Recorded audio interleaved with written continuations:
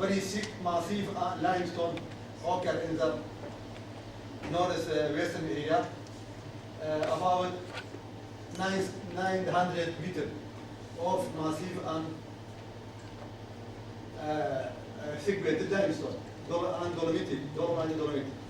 We see here, Shiramish and here the correlation, see the correlation here, the Palambom toward the northwest chain to Kamchuga formation, and Komitan chain to Bakhma formation, and Shinanish and Tanjaro remain part of it remain and toward further northwestern border of the city area chain to Bakhma formation. Here, the Bakhma formation, which is also massive and competent. These beds are competent, which have different tectonic behavior as compared to these in the northwestern part of the city area. Here is the Kamchuga, part of the Kamchuga, about 200 meters of Kamchuga, and it is more thicker than this shown photo, which are some of it is eroded. Here about 200 meters of mass. That part of the Palambo, which equivalent to thermal formation. Here it's called Palambo. We see the symbiote relatively symbiote of marble limestone and marble, which exists as alternation in the Suleymaniye Governorate or in the southeastern part of the study area. Here the photo is taken in the Kaiwan Valley.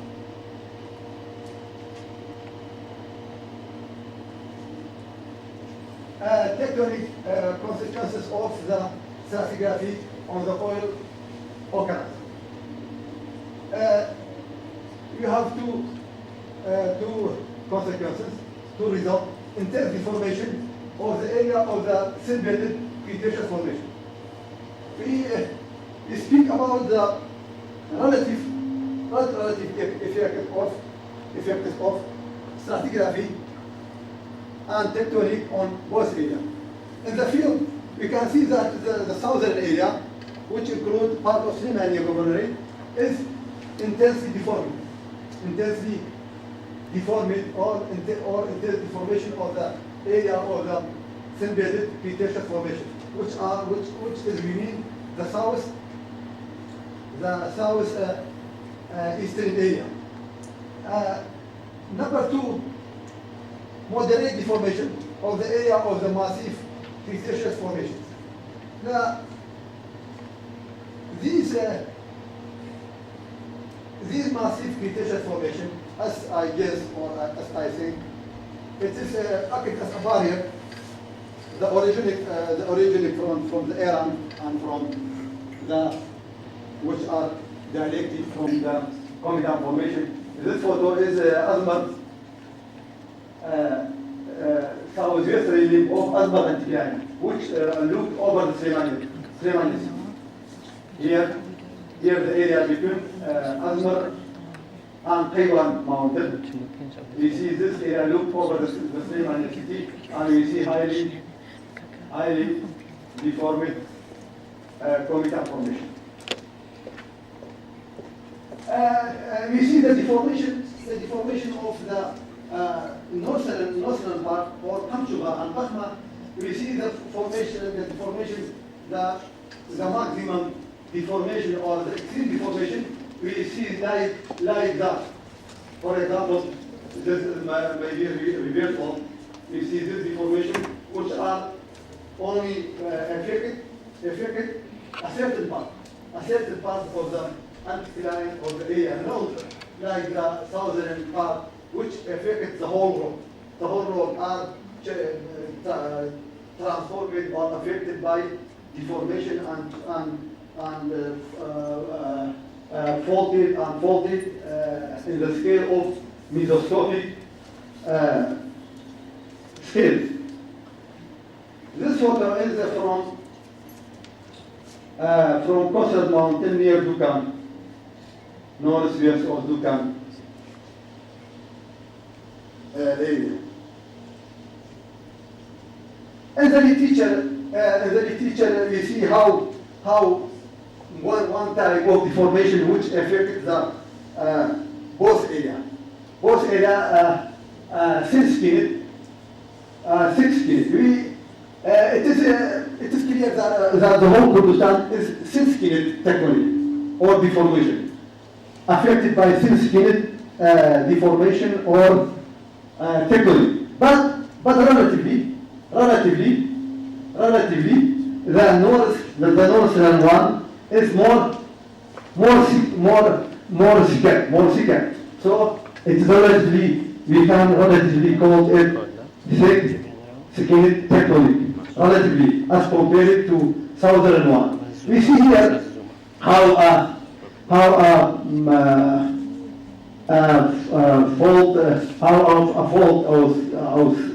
fault can affect the large area and transfer to large distance.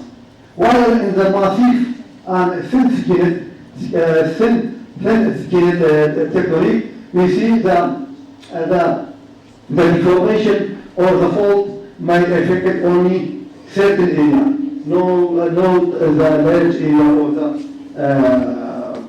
or the road.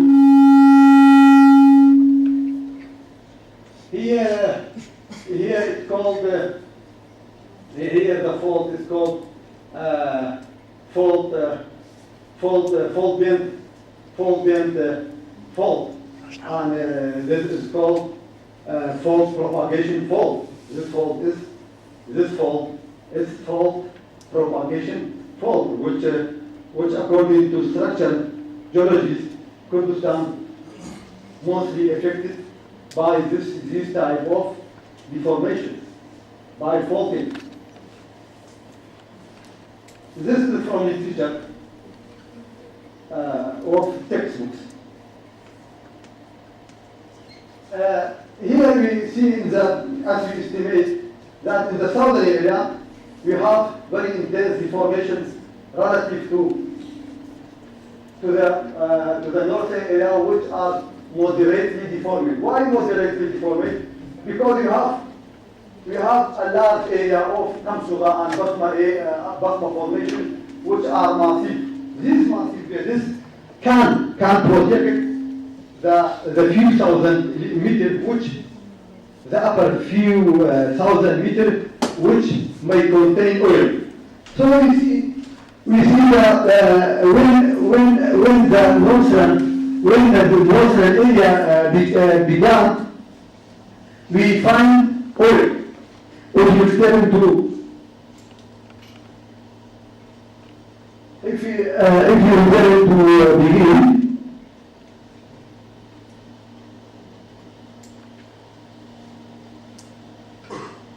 here, actually, we see that, for example, here the Kamsuga massif, what is here, from here, begin to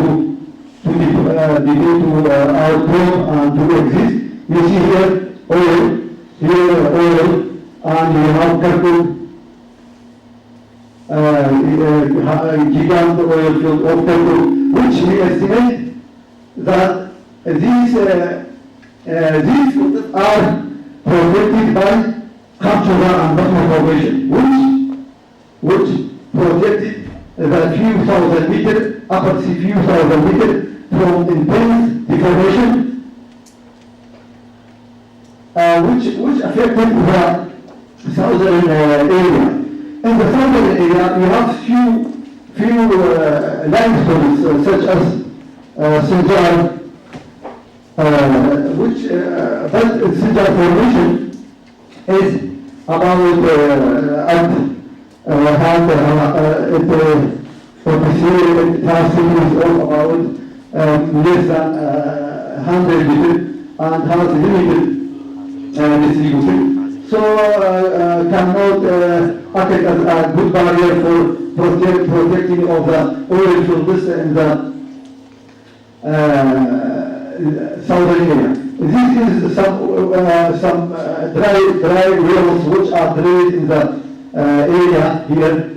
Some wells, oil wells which are contain no oil in the southern area. While the drilled wells in the northern part are mostly prolific, as I know.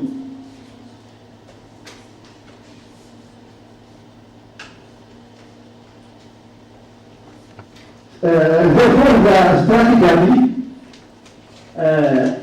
is closely related to technology, and those SIDs affected on the occurrence of oil in those areas. Here is another factor which affected the southern area. We see here the oil the southern area, in the southern area, the Oligocene, the limestone of Oligocene is changing to basalt, marl. For example, mostly in the central part of the southern area, in the Gambian area near the Sangao and Harada, and other southern part, the limestone of the different limestone of Kirkuk changed to its equivalent of deep marine or marl, which cannot act as a good reservoir of oil. And the Cedar formation also changed to Jadara. Allergy of Jadara, Cedar formation in the area of the southern part. And Pulaski also changed to Jagana. So you see that there is a difference in stratigraphy and tectonic of the both area, southern area and northern area of the Kurdistan or of the northern area. And this is the end of the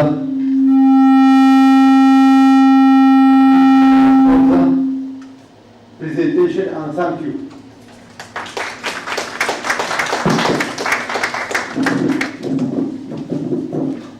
Ladies and gentlemen, thank you very much.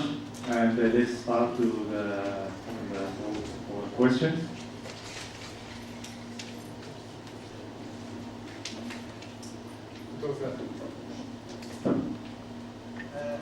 My opinion, that oil habitat or occurrence of hydrocarbons in west, northwest. Okay. So the occurrence of hydrocarbons in uppermost western part, northwestern part of Kurdistan, and it's up to maturity level of organic material. So we have oils in Shuashot, for example, no older than Upper Jurassic. In Kirkuk area, we have mixture of Lower Jurassic and Upper Jurassic and even Tertiary. In southeastern, we don't have Jurassic oil at all from biomarker analysis. So they're over-mature, organic material over-mature. So besides tectonic, there is not material to generate oil. It's all over the area. So, but we have a lot of gas in southeastern part. So this one means, again, it's past oil window of organic material. So I hope if we can combine tectonic with level of maturity, and I think Erbil, it's now for Jurassic resource rocks, it's within oil window. In Tauke area, we have immature, mature organic material. But in eastern part, we have totally post-mature. That's my point, and thank you. Thank you. I said that that is many reasons for the occurrence of I said that there is many reasons for occurrence of oil. I discussed only one point. Interrelation. The point was interrelation of tectonic and stratigraphy on the occurrence of oil. And you are right. Maybe many too much reason for occurrence of the oil in the two areas. And not only the tectonic. I spoke about the tectonic. The tectonic also affects the erosion. For example, the area, our southern area is more eroded. The same, if you parallel line, if you draw parallel line to the both region, region, you see the same tectonic area. Our area, our southern area, is more eroded than the northern part. Sorry, Mr. Dr. Kamal, if you get the answer him. I work in the northwestern part, really. All the formations which are containing oil are upper Cretaceous, or Jurassic, no, not Jurassic, no, Jarabi, Lower Forest, Euphrates, are all oil. So it's extremely, I think you are extremely wrong about that. You are extremely wrong because there is no any Jurassic in the upper. Where you get Jurassic oil? By myself. It's lower Jurassic totally. You don't see any upper Jurassic or tertiary oils there. And I have evidence in my pocket. Here.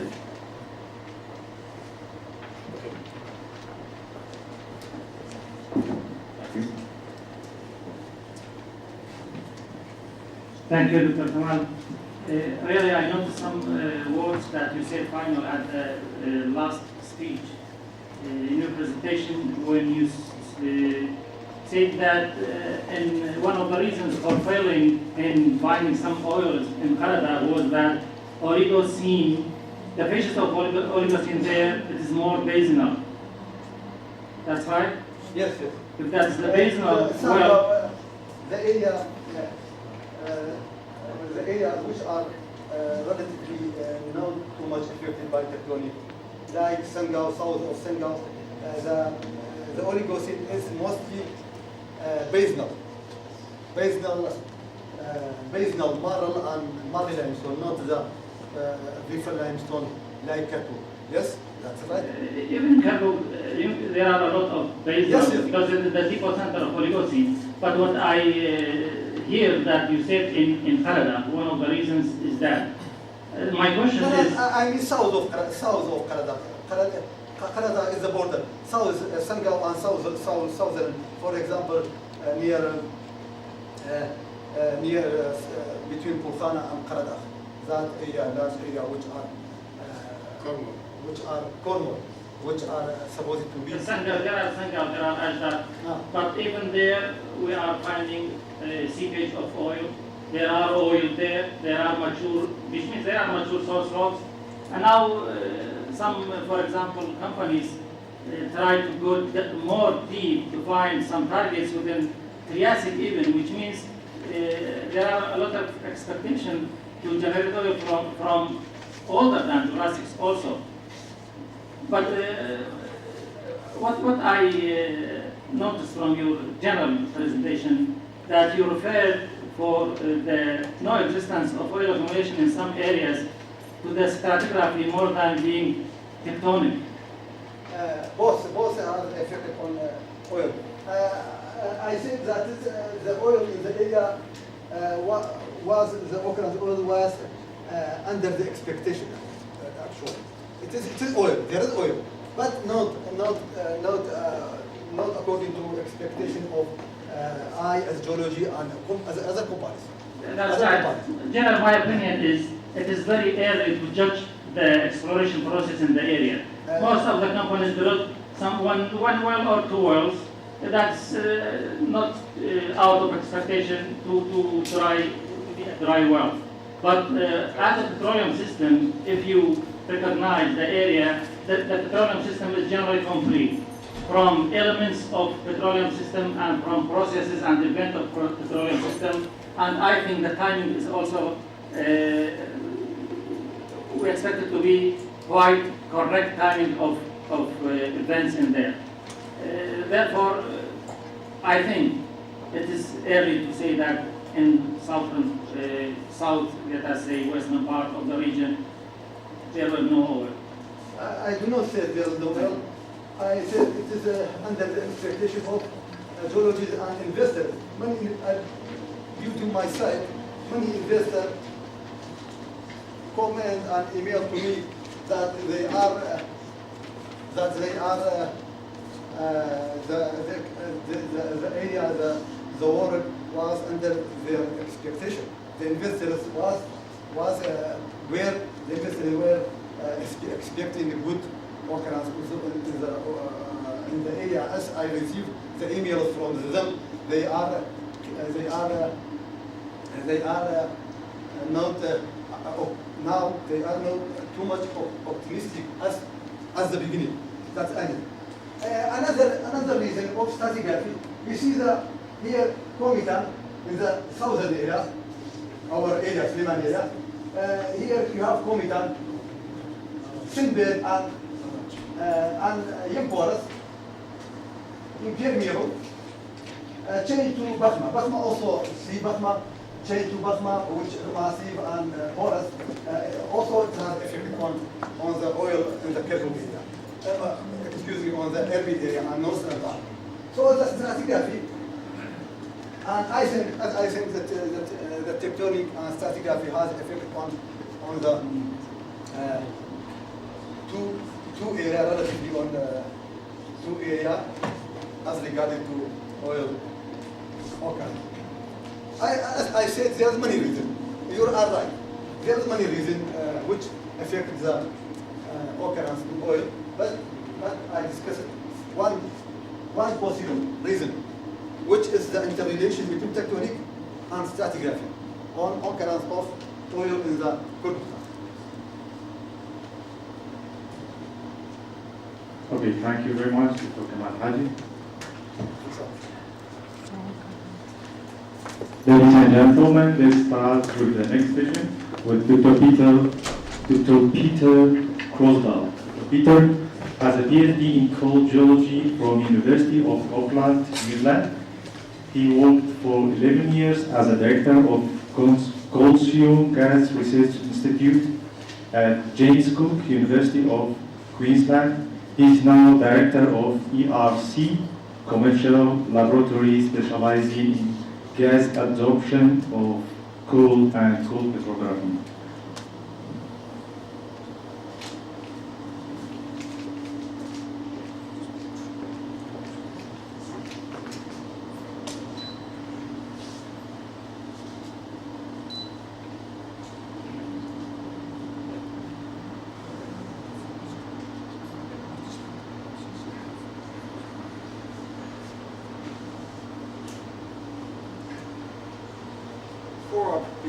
Before I begin my presentation,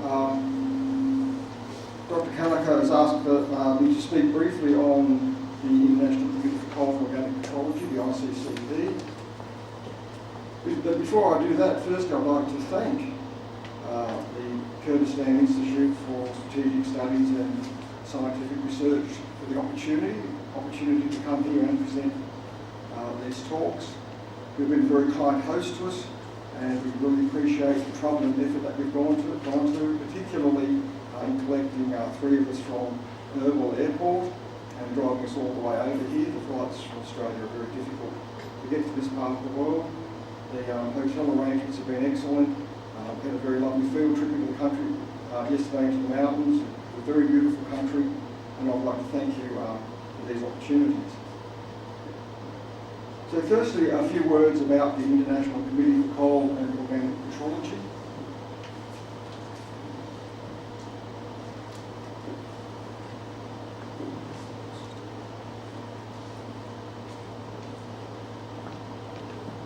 It's a scientific society whose objects are to secure international exchange of scientific information relating directly or indirectly to organic petrology, and to develop and publish definitive descriptions and methods.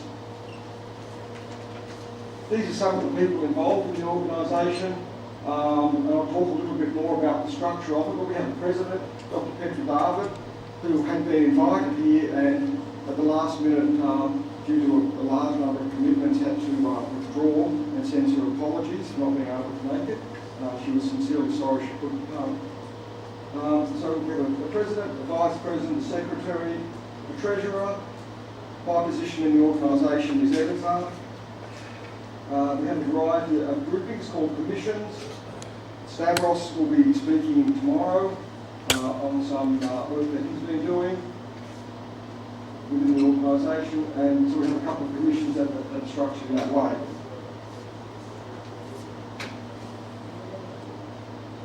It is a truly international organisation. There's about 200 members from 42 countries, and unfortunately we only have one from here at the moment, but we're hoping that we can improve the situation because we feel that Kurdistan and Iraq have a lot to offer the group and the international community as a whole. So we are a genuinely international organisation.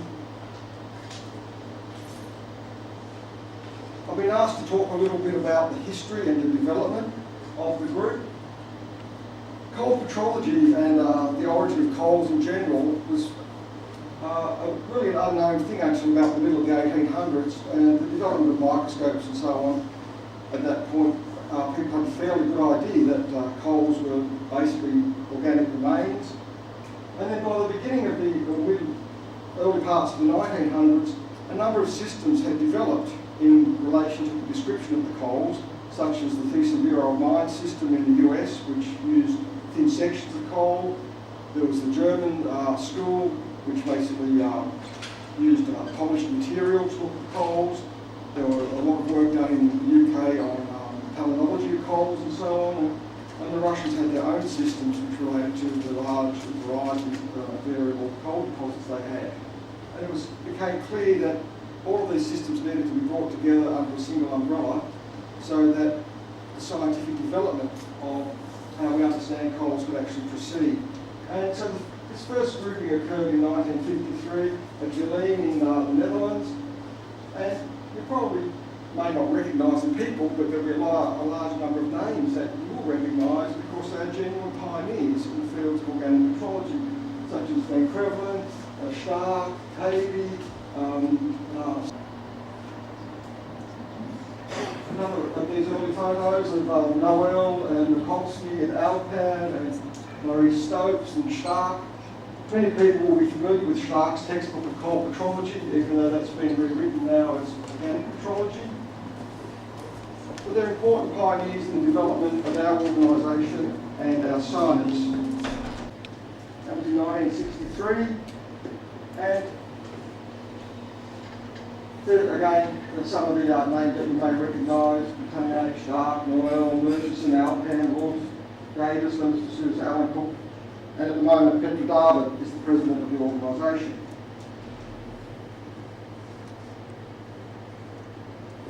We're structured into a council, which is a governing body and basically deals with administrative functions. There are then three groupings that we